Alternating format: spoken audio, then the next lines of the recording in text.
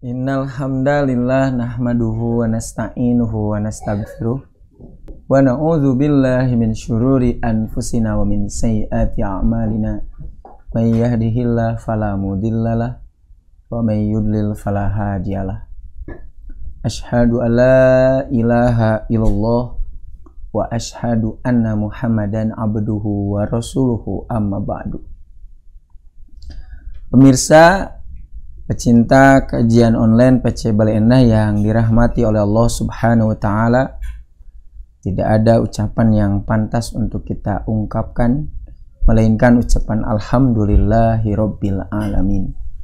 Segala puji bagi Allah, Tuhan semesta alam, karena hanya Dialah yang senantiasa mencurahkan, menganugerahkan kepada kita semua berbagai macam kenikmatan, baik nikmat yang zahir ataupun yang batin, nikmat yang lalu ataupun yang baru. Semua itu patut kita syukuri. Mudah-mudahan kita termasuk hamba Allah yang pandai bersyukur. Amin ya rabbal alamin. Alhamdulillah, saat ini kita berjumpa kembali di kajian ayat-ayat yang didahului oleh ungkapan ya ayyuhalladzina amanu. Di video-video sebelumnya saya menjelaskan ungkapan ya ayyuhalladzina amanu pada surat Al-Munafikun ayat 9, 10 dan 11. Demikian pula surat Al-Hasyr 8, 9, 10. Kemudian surat At-Tahrim 6, 7 dan 8. Nah, saat ini masih berkaitan dengan ayat-ayat didahului oleh ungkapan ya ayyuhalladzina amanu. Lebih tepatnya saat ini di dalam Quran surat At-Taghabun ayat ke-14.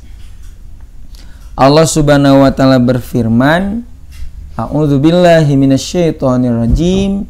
Ya ayyuhalladzina amanu, wahai orang-orang yang beriman, inna min azwajikum wa auladikum aduwwal lakum. Sesungguhnya di antara pasangan-pasangan kalian dan keturunan-keturunan kalian ada yang menjadi musuh bagi kalian. Fahzaruhum, karena itu mesti berhati-hati. Ungkapan ya ayyuhalladzina amanu sudah saya jelaskan. Demikian pula inna min azwajikum, sesungguhnya min sini rahasianya ya. Jadi Allah tidak mengatakan secara langsung inna azwajakum wa auladakum. Akan berbeda maknanya ketika Allah berfirman inna min azwajikum wa auladikum dengan inna azwajakum wa auladakum. Artinya min di sana memiliki makna tabaid. Sesungguhnya sebagian pasangan kalian dan keturunan kalian ada yang menjadi musuh. Tapi Allah kalau berfirman inna azwajakum wa auladakum, artinya semua pasangan dan keturunan akan menjadi musuh. Ini sudah dibahas di video-video sebelumnya. Silakan untuk disimak kembali apabila diperlukan. Nah, ketika Allah Subhanahu wa Ta'ala mengatakan apabila di antara kalian ada yang menjadi musuh, pasangan kalian ada yang menjadi musuh, keturunan kalian ada yang menjadi musuh, maka arahan Allah Subhanahu wa Ta'ala fahzaruhum. Fahzaruhum itu artinya maka berhati-hatilah dan berwaspadalah terhadap mereka. Allah Subhanahu wa Ta'ala tidak mengungkapkan fatrukuhum, maka tinggalkanlah mereka, tidak seperti itu. Ini juga sama, sudah dijelaskan apa yang dimaksud dengan fahzaruhum. Bisa dicek kembali di channel YouTube kajian online PC Bale Endah. Nah, pada ayat tersebut ini ada keistimewaan lagi ya. Karena memang Allah Subhanahu wa Ta'ala berfirman itu setiap kata demi kata itu memiliki makna yang istimewa apabila kita renungkan, apabila kita kaji dan kita dalami. Setelah Allah mengatakan fahzaruhum, maka hati-hatilah terhadap mereka. Yang dimaksud mereka di sini pasangan kalian, demikian pula keturunan kalian apabila menjadi musuh bagi kalian. Lalu Allah mengatakan wa in ta'fu. Setelah Allah mengatakan fahdharum, maka hati-hatilah terhadap mereka. Wa in ta'fu wa tasfahu wa taghfiru. Masya Allah. Allah mengatakan wa in ta'fu wa tasfahu wa taghfiru. Kalimat ini hampir sama mananya. Itu berarti kalau hampir sama tentu saja berbeda. Secara terjemah di dalam Al-Quran, wa in ta'fu wa tasfahu wa taghfiru artinya adalah, dan jika kamu memaafkan dan tidak memarahi. Ta'fu, kamu memaafkan, tasfahu, tidak memarahi, wa taghfiru, serta mengampuni mereka. Itu secara terjemah. Lantas apa sih makna masing-masing dari kata ini? Al-afwu, as-safhu, al-ghufranu. Ini apa sih yang dimaksud? Apa kalimat-kalimat ini yang Allah Subhanahu wa ta'ala firmankan berkaitan dengan ayat apabila di antara pasangan kalian dan keturunan kalian ada yang menjadi musuh. Pemirsa, pecinta kajian online PC Bale Endah, maka di sini ada ungkapan in. In itu artinya jika. Jadi di dalam Al-Quran ada huruf-huruf syarat yang hampir sama tetapi memiliki konotasi yang berbeda, seperti in, kemudian idza, dan lau. Apa sih makna-makna daripada ketiga ini? Yang pertama, ketika Allah Subhanahu wa ta'ala mengatakan dengan ungkapan lau, kalau, artinya hal tersebut tidak akan mungkin terjadi. Jadi kalau lau itu memiliki makna syarat tetapi hal tersebut mustahil terjadi. Demikian pula idza. Nah, idza itu artinya syarat juga tetapi memiliki makna pasti terjadi. Kalau lau tidak mungkin terjadi, sedangkan idza pasti terjadi. Nah, adapun in, jika kalian, begitu. Artinya mungkin terwujud, mungkin tidak. Seperti ayat-ayat yang lain, in kuntum tuhibbunallah.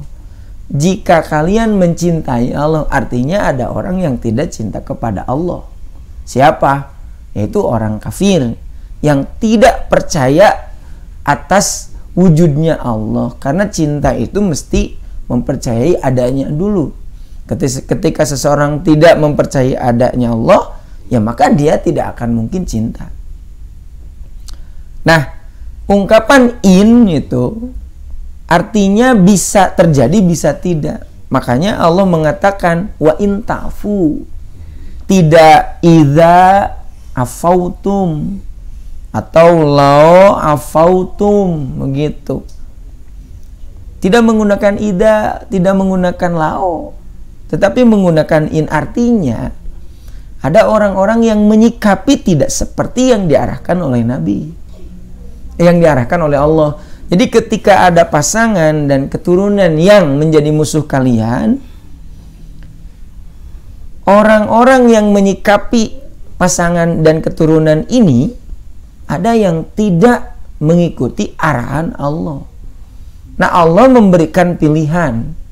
Jika kalian memaafkan, tidak memarahi, demikian pula mengampuni mereka, Allah mengatakan fa innallaha ghafurur rahim. Karena sesungguhnya Allah maha ghafur, maha pengampuni, mengampun, demikian pula maha menyayangi. Nah, kalaulah kita mengikuti arahan Allah, memaafkan mereka, tidak memarahi, demikian pula tidak mengampuni mereka, maka Allah mengatakan Allah suka kepada sikap yang seperti itu. Di sini dijelaskan bahwasanya yang dimaksud dengan al-afu terlebih dahulu. Apa sih al-afu itu? Al-afu itu artinya memaafkan. Banyak ahli tafsir yang menjelaskan al-afu ini sangat diperlukan ketika seseorang mengarungi rumah tangga. Sifat al-afu. Apa al-afu itu adalah tidak menghukumi, tetapi dia memiliki kekuatan untuk menghukumi. Tidak membalas, tetapi orang tersebut mampu untuk membalas. Inilah yang dimaksud dengan al-afu. Ketika seseorang tidak membalas, tetapi tidak memiliki kemampuan, itu tidak disebut al-afu. Al-afu itu tidak membalas, tapi orang tersebut memiliki kemampuan untuk membalas. Tentu saja ini sangat istimewa. Tentu saja amal ini adalah sangat besar sekali balasan dari Allah. Makanya di dalam hadis disebutkan, ainal afuna aninas, mana sih orang yang memaafkan kesalahan orang lain? Apa maksudnya orang yang memaafkan kesalahan orang lain itu? Tidak membalas orang tersebut, tapi orang tersebut memiliki kesempatan untuk membalas, memiliki kekuatan untuk membalas. Nah, orang yang seperti ini nanti oleh Allah melalui malaikat akan diseru siapa? Orang-orang yang mengampuni, memaafkan kesalahan orang lain. Halumu ila ujurikum, silakan untuk halumu ila rabbikum, silakan untuk menemui Tuhan kalian. Wa khudu ujurakum, dan ambillah pahala kalian. Merupakan kepastian bagi orang yang memaafkan kesalahan orang lain, dia akan memasuki surga. Dan ternyata al-afu adalah sifat daripada orang yang bertakwa. Surat Al-Imran kan menyatakan bahwasanya surga itu iddat lil muttaqin, akan disediakan bagi orang yang bertakwa. Sifat orang yang bertakwa adalah alladzina yunfikuna fisaroi wadroi, dia menginfakkan hartanya dalam keadaan sempit dan lapang, wal afina aninas. Dan orang tersebut, sifat orang yang bertakwa itu adalah memaafkan kesalahan orang lain. Nah, ini yang diperlukan ketika memiliki pasangan, demikian pula keturunan. Allah mengatakan wa intafu, memaafkan meskipun kita mampu untuk membalas itu lebih baik. Allah katakan Allah suka kepada orang yang berlaku seperti itu. Demikian pula selain wa inta'fu, yaitu wataspahu. Yang dimaksud dengan wataspahu adalah berpaling dari orang yang berdosa. Maksudnya tidak menghukumnya dan tidak mencelanya. Jadi asopu itu lebih baik menghindar. Demikian pula tidak mencelanya. Karena mencela biasanya itu dengan Dengan alisan. Nah, kita tahu bahwasanya alisan adalah merupakan salah satu sebab bahwasanya sesuatu masalah akan bisa menjadi bertambah masalah. Gitu. Karena itu Imam Syafi'i mengatakan, apabila ingin berbicara maka pikirkan terlebih dahulu. Timbang-timbang dulu. Kalaulah apa yang akan dikatakan itu maslahat, silakan untuk ucapkan. Kalau tidak, tahan, jangan diucapkan. Ya, Nabi mengarahkan dengan tegas, kul khairon, katakan yang baik atau diam. Nah, asofu itu seperti itu. Nah, sedangkan yang ketiga adalah wa in tagfiru, dan mengampuninya. Apa sih yang dimaksud dengan al-ghufran? Adalah menutupi kesalahannya dan tidak menyebarkannya. Nah, jangan sampai keburukan-keburukan yang ada pada pasangan atau kepada keburukan yang ada pada keturunan itu hanya kita yang mengetahui, tidak tidak disebarkan, demikian pula tidak diberitahukan kepada yang lain. Inilah arahan dari Allah Subhanahu wa taala. Apabila kita memiliki pasangan dan keturunan yang menjadi atau memiliki sifat al-aduwu, yaitu musuh kita. Demikianlah, mudah-mudahan besar manfaatnya. Arahan ini sangat diperlukan bagi kita untuk menyelesaikan masalah. Demikian, aku qouli hadza wa astaghfirullah li wa lakum. Assalamualaikum warahmatullahi wabarakatuh.